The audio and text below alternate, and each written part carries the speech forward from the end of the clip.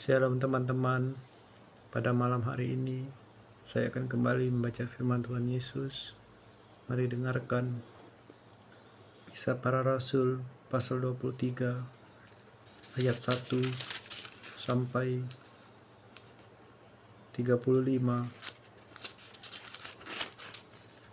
Perikop Paulus di hadapan Mahkamah Agama.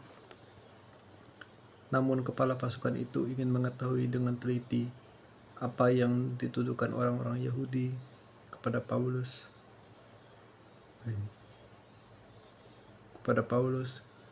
Karena itu pada keesokan harinya ia menyuruh mengambil Paulus dari penjara dan memerintahkan supaya imam-imam kepala dan seluruh mahkamah agama berkumpul. Lalu ia membawa Paulus dari markas dan menghadapkannya kepada mereka. Pasal 23. Sambil menatap anggota-anggota mahkamah agama, Paulus berkata, "Hai saudara-saudaraku, sampai kepada hari ini aku tetap hidup dengan hati nurani yang murni di hadapan Allah." Tetapi imam besar Ananias menyuruh orang-orang yang berdiri dekat Paulus menampar mulut Paulus. Membalas itu Paulus berkata kepadanya, "Allah akan menampar engkau, hai tembok yang dikapur putih-putih. Engkau duduk di sini untuk menghakimi aku menurut hukum Taurat. Namun engkau melanggar hukum Taurat oleh perintahmu untuk menampar aku." Dan orang-orang yang hadir di situ berkata, "Engkau mengejek imam besar Allah." Jawab Paulus, "Hai saudara-saudara, aku tidak tahu bahwa ia adalah imam besar. Memang ada tertulis, janganlah engkau berkata jahat tentang seorang pemimpin bangsamu." Dan karena ia tahu bahwa sebagian dari mereka itu termasuk golongan orang-orang Saduki dan sebagian termasuk golongan orang Farisi, ia berseru dalam mahkamah agama itu katanya, "Hai saudara-saudaraku, aku adalah orang-orang Farisi, keturunan orang Farisi. Aku dihadapkan ke mahkamah ini karena aku mengharap akan kebangkitan orang mati." Ketika ia berkata demikian, timbullah perpecahan antara orang-orang Farisi dan orang-orang Saduki, dan terbagi-bagilah orang banyak itu. Sebab orang-orang Saduki mengatakan bahwa tidak ada kebangkitan dan tidak ada malaikat atau roh, tapi orang-orang Farisi mengakui kedua-duanya. Maka terjadilah keributan besar. Beberapa ahli Taurat dari golongan Farisi tampil ke depan dan membantah dengan keras, katanya, "Kami sama sekali tidak menemukan sesuatu yang salah pada orang ini. Barangkali ada roh atau malaikat yang telah berbicara kepadanya."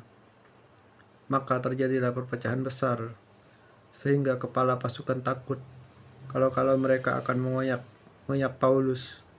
Karena itu ia memerintahkan pasukan untuk turun ke bawah dan mengambil Paulus dari tengah-tengah mereka dan membawanya ke markas. Pada malam berikutnya, Tuhan datang berdiri di sisinya dan berkata kepadanya, "Kuatkanlah hatimu, sebab sebagaimana engkau dengan berani telah bersaksi tentang aku di Yerusalem, demikian jugalah hendaknya engkau pergi bersaksi di Roma." Komplotan orang-orang Yahudi. Dan setelah hari siang, orang-orang Yahudi mengadakan komplotan dan bersumpah dengan mengutuk diri bahwa mereka tidak akan makan atau minum sebelum mereka membunuh Paulus. Jumlah mereka yang mengadakan komplotan itu lebih daripada 40 orang. Mereka pergi kepada imam-imam kepala dan tua-tua bangsa Yahudi dan berkata, "Kami telah bersumpah dengan mengutuk diri bahwa kami tidak akan makan atau minum sebelum kami membunuh Paulus.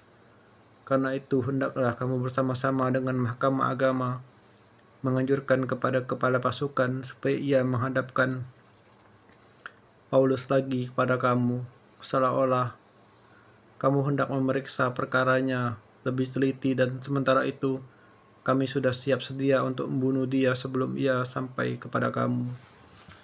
Akan tetapi kemenakan Paulus, anak saudaranya perempuan, mendengar tentang penghadangan itu, Ia datang ke markas dan setelah diizinkan masuk, ia memberitahukan kepada Paulus.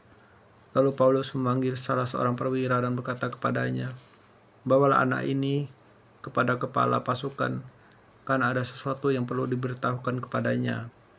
Perwira itu membawanya kepada kepala pasukan dan berkata, "Paulus, orang tahanan itu, memanggil aku dan meminta supaya aku membawa anak muda ini kepadamu, sebab ada yang perlu diberitahukan kepadamu."